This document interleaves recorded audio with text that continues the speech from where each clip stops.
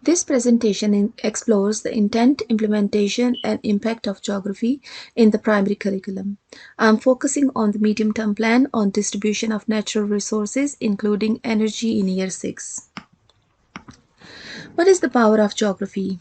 Geography is a significant subject within the broader curriculum that helps children think critically and holistically across a range of scales. This subject enables children to develop a better sense of complex issues and connect local and global issues and events. Children learn lifelong and transferable skills such as presentational, organizational, and communication skills. So, what influenced me? The growing debate on environmental issues and new curriculum statutory requirement influenced me to plan a unit of work because I wanted children to develop understanding of our energy dependence. Also, I wanted them to reflect on their role as energy efficient individuals in the broader world.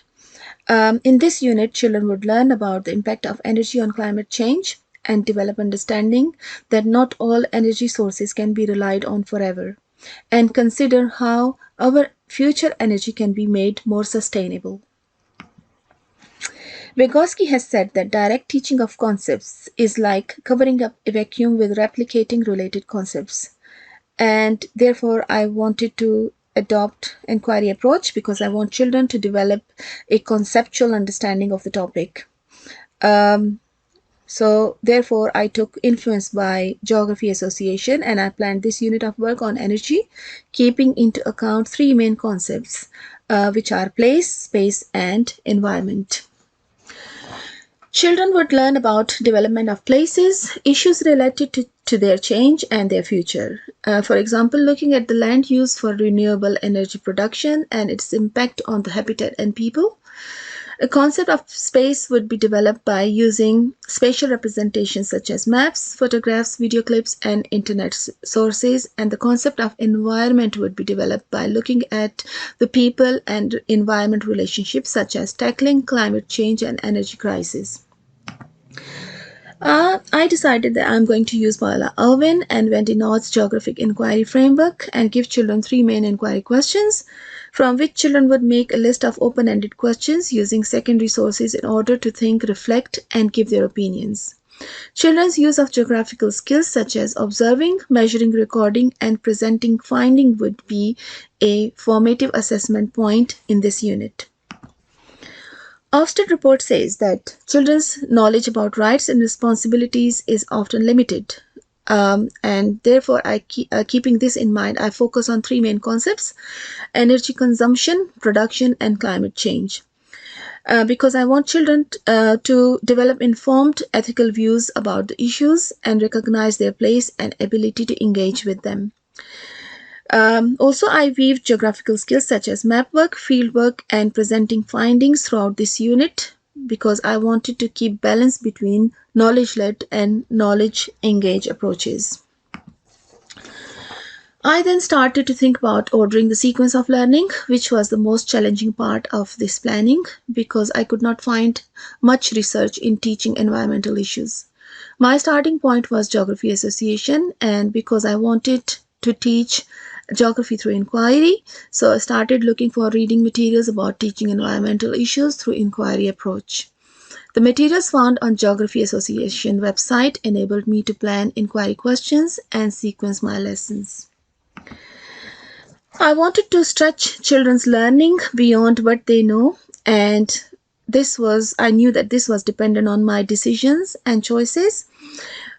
What are children's experiences? What pedagogies would be effective? And therefore,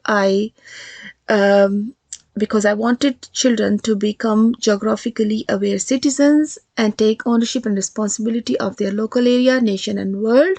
Therefore, I started to think geographically to build the required knowledge and skills, and I came up with these critical decisions. To engage children in collaborative inquiry, to spark curiosity, to help them collect evidence, and to help them make connections.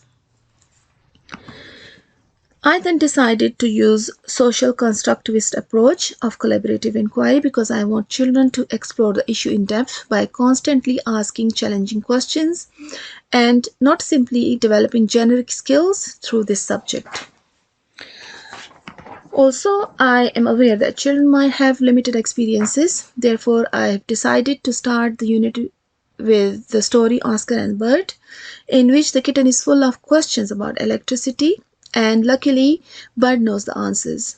This activity would make learning relevant to children and engage EL and SEND children because they would be able to make contextual connections with vocabulary. Also, a making mind map of daily electricity usage would engage children because it links directly to their personal experience. I have decided that I'm going to use in the No Energy Resources and Geography Association website to develop children's content knowledge, helping them explore pros and cons of different sources and ways of energy production and engage them in debate and discussions. Margaret Roberts says that teachers need to create question hooks in children's minds to spark curiosity. So, in order to spark this curiosity, I would give children 3 questions and encourage them to carry out their investigation using primary and secondary sources. And I would encourage them to plan their inquiry questions for the field trip.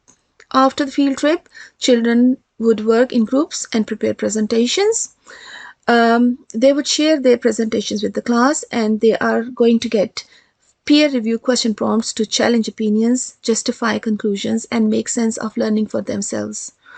And this is going to be an interim assessment point for me in this unit.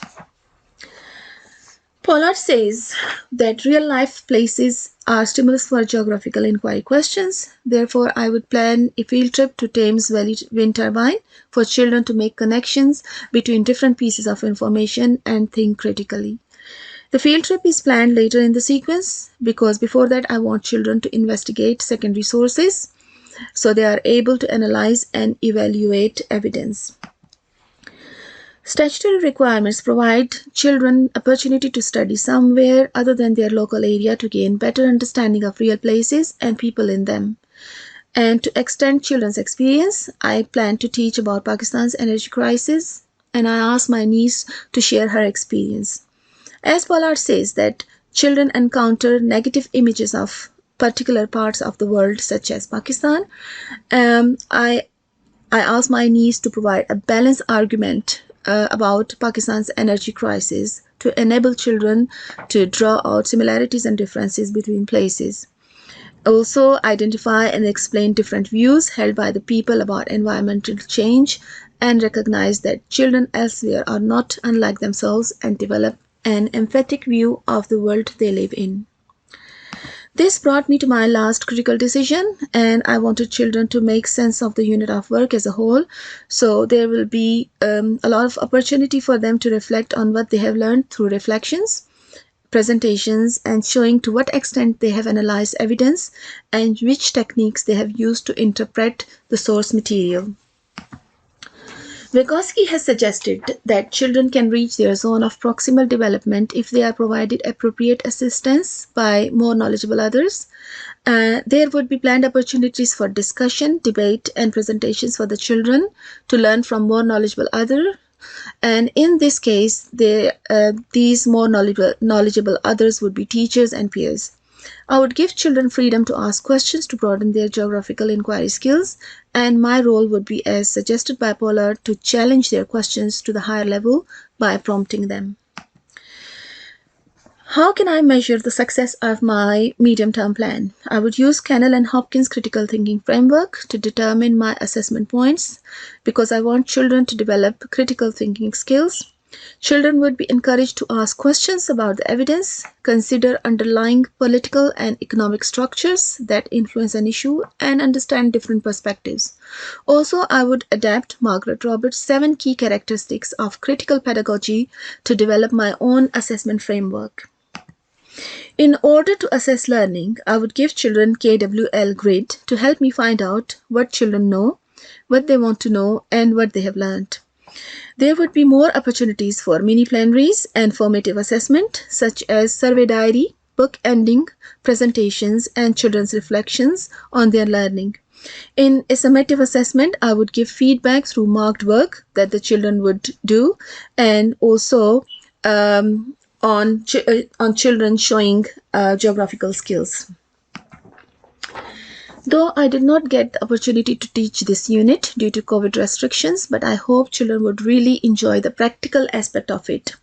The biggest challenge for me would be how to explain energy to pupils because it involves using many technical terms and processes.